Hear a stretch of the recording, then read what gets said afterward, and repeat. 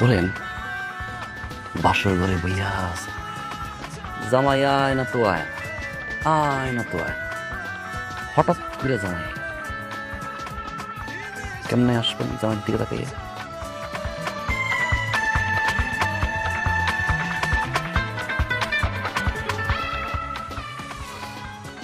পরদিন সকালে জামাই বাজারে যাই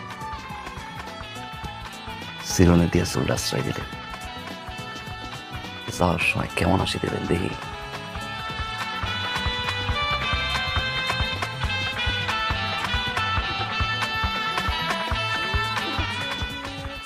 বাজার দিয়ে অনেক দেরি করছে, দাঁড়াই আছে, আমি আইতেছি না, জামাই আইতেছে না, হঠাৎ করে আইল, কেমনে হাসি দিলেন?